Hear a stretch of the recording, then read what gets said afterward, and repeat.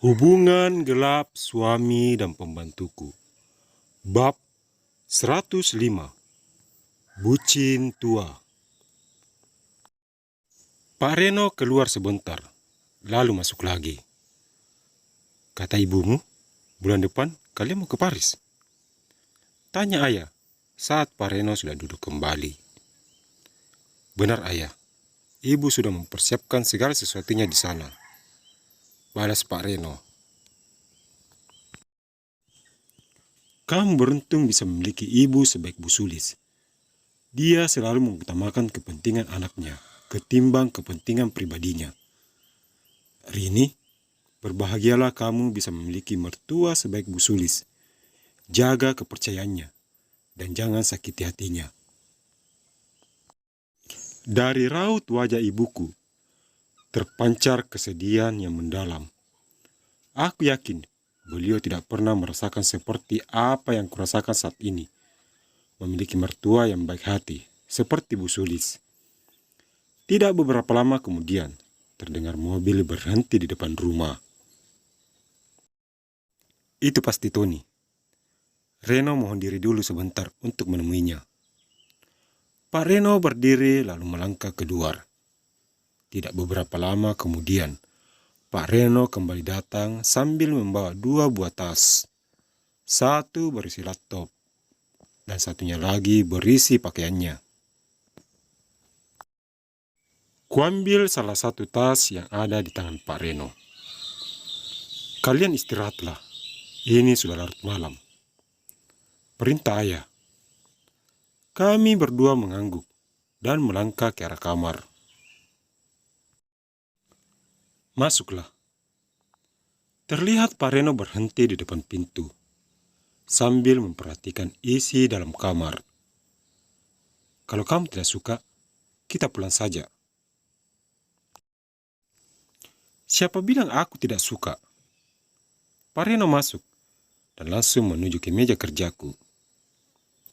Aku yakin dia hanya menjaga hati keluarga kami, makanya dia sama sekali tidak protes. Ini kamarmu. Memangnya kenapa? Panas ya? Biar kunyalakan kipas anginnya. Aku hanya tanya. Aku berdiri dan menyalakan kipas angin. Kuarahkan kipas angin itu ke arah Pak Reno yang mulai membuka layar laptopnya. Bagaimana? Sudah dingin bukan? Pak Reno hanya tersenyum. Mau minum apa? Biar aku buatkan. Apa ada kopi seperti malam itu? Kutinggalkan Pak Reno. Aku masih trauma mendengar minuman itu. Bisa-bisanya dia bisa tidur di kamar sekecil ini. Mana panas, sumpet lagi. Kasihan benar istriku ini. Pak Reno mengeluarkan handphone dan menghubungi seseorang. Melihat kedatanganku, Pak Reno buru-buru memutuskan panggilannya. Minumlah. Kuletakkan segelas kopi di dekat Pak Reno, beserta dengan cemilan. Duduklah, temani aku. Pak Reno menarik tanganku dan mendudukkanku di pangkuannya. Aku sampai geli berada di pangkuan Pak Reno. Lepaskan. Aku pasti mengganggu pekerjaanmu. Aku meronta dalam dekapan Pak Reno. Jangan banyak bergerak. Kamu bisa membangunkan sesuatu yang sedang tertidur pulas. Apaan sih? Aku terdiam sambil memperhatikan Pak Reno bekerja. Sesekali dia mencium punggungku. Ayo kita tidur. Pak Reno menutup layar laptopnya. Itu kan belum selesai. Besok dilanjutin lagi. Au! Tiba-tiba tubuhku melayang dalam gendongan Pak Reno. Pak Reno membawaku naik ke atas pembaringan dan meletakkanku dengan sangat pelan. Didekatkannya wajahnya lalu menciumku. Aku mulai terbiasa dengan perlakuan Pak Reno. Sedikit demi sedikit, ku balas dan sesekali menjerit lembut. Semua pakaian kami sudah berhamburan ke lantai. Bagaimana? Tanya ayah pada ibuku yang saat itu sedang menguping pembicaraan kami di daun pintu. Proses sudah berjalan. Kita tunggu beberapa bulan hasilnya. Semoga saja bisa berkembang.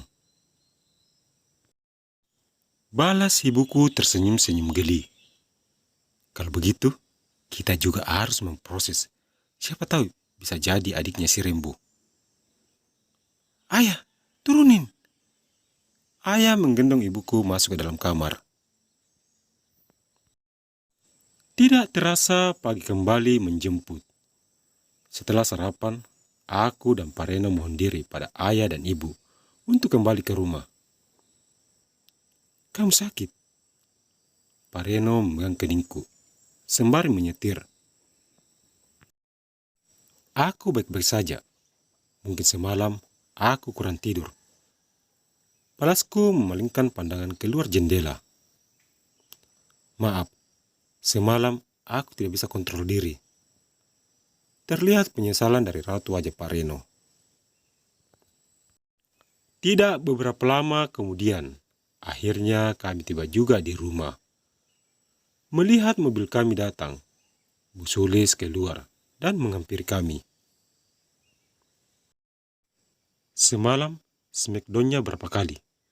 Apa sudah ada tanda-tanda kalau telinganya sudah jadi? Atau setidaknya kuku-kukunya dulu?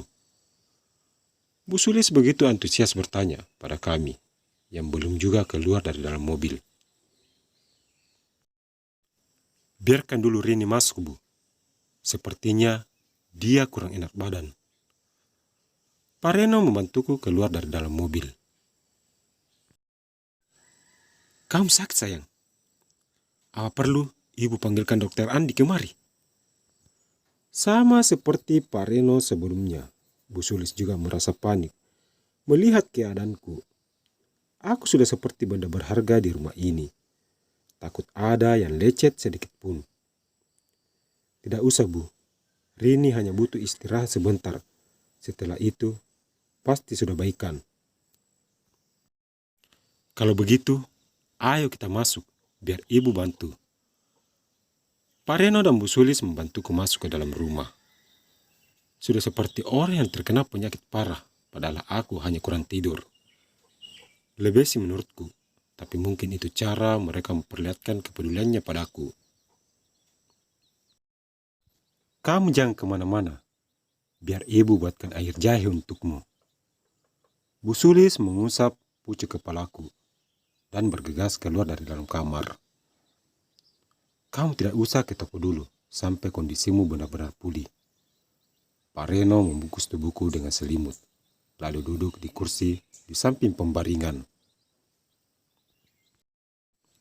Aku sama sekali tidak sakit. Aku hanya mengantuk. Dan kamu tahu sendiri itu. Jangan membantah. Atau tokomu mau aku tutup sekarang juga. Ini aku lakukan demi untuk kebaikanmu. Bagaimana kalau sampai terjadi sesuatu padamu? Aku harus bilang apa pada ayah dan ibu? Pak Reno marah-marah tidak karuan, hingga membuatku tertawa dan gemas melihatnya. Segera aku bangun dan memeluknya. Terima kasih karena sudah peduli padaku. Sama-sama. Aku hanya takut jika sesuatu hal terjadi padamu saat aku tidak berada di sampingmu. Dibelainya rambut panjangku, begitu lembut.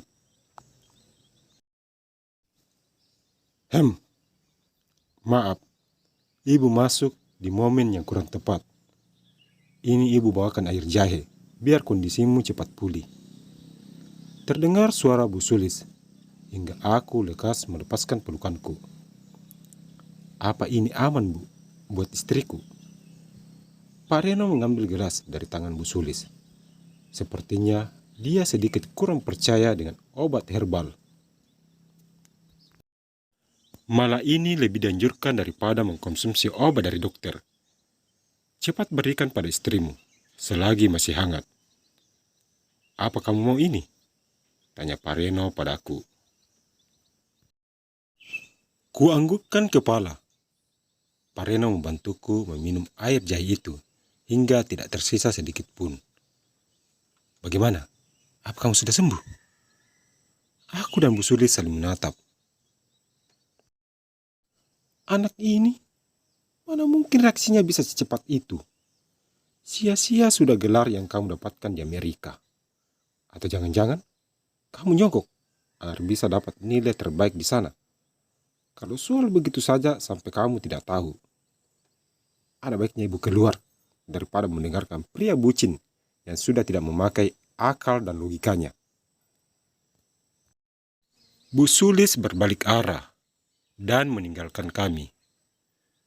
Tidurlah, biar aku menemanimu di sini. Tenanglah, aku baik-baik saja. Kamu boleh ke kantor sekarang. Aku yakin para karyawan lebih membutuhkan kehadiranmu. Terlihat raut wajah Pak Reno sedikit bimbang untuk memutuskan. Baiklah kalau begitu, kamu istirahat. Nanti aku akan menyuruh ibu atau pelayan menemanimu. Ingat, jika sesuatu terjadi padamu, langsung hubungi aku. Paham? Paham. Pak Reno mempersiapkan semua kebutuhan kantornya.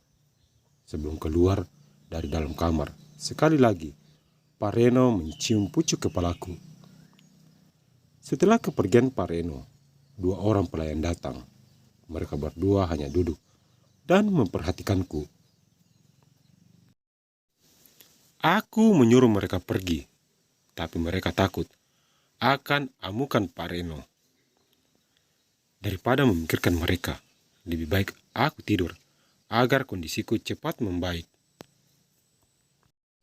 Tidak terasa, jam sudah menunjukkan pukul 11 siang.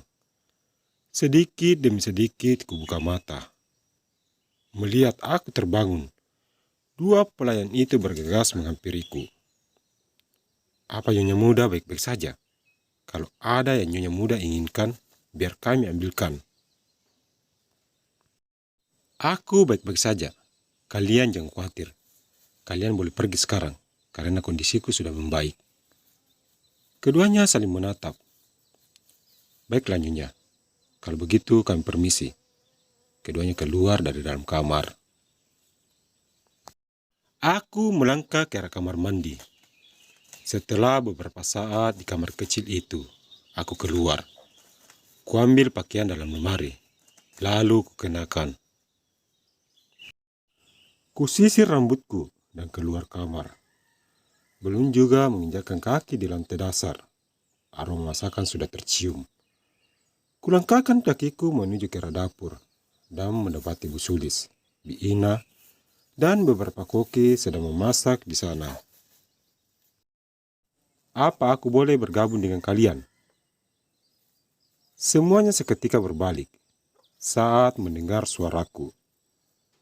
Stop, kamu di situ saja dan duduk yang manis. Jangan sampai si bucin tua itu tahu kalau kamu menyentuh alat dapur. Bisa hancur dapur ini dibuatnya. Ada enaknya jadi istri orang kaya, tapi banyak juga tidak baiknya. Harus ini itu, walau terdengar lebay. Ada sekitar 20 menit aku di sana, hingga semua makanan sudah tertata rapi di atas meja. Bagaimana kondisimu? Bu Sulis mendekatiku. Aku sudah baikan, Bu. Syukurlah kalau begitu. Ibu senang mendengarnya. Kamu makan. Bu Sulis memeriksa suhu tubuhku dengan telapak tangannya. Rini masih kenyang, Bu. Tunggu Reno pulang dulu, biar bisa makan siang dengannya. Kalau kondisimu benar-benar sudah pulih, Ibu ada ide. Bagaimana kalau kamu ke kantor Reno? Bawakan dia makanan sekalian kalian makan siang di sana, agar lebih romantis seperti di film-film itu loh. Biar nanti Pak Tono yang mengantarmu ke sana. Walau sedikit malu, tapi aku merasa senang dengan ide Bu Sulis itu. Baiklah, aku akan mengantar makanan buat Reno. Anak pintar, tunggu sebentar. Tidak lama kemudian, aku pun berangkat dengan menenteng rantang. Pak Tono mengemudi dengan hati-hati sekali, sesuai perintah Bu Sulis. Belum juga mobil berbelok masuk ke dalam halaman antara grup. Sebuah mobil mewah melintas mendahului kami. Bukankah itu mobil Natalia? Untuk apa dia datang kemari? Oh, jangan coba meraih suamiku kalau tidak ingin berhadapan denganku.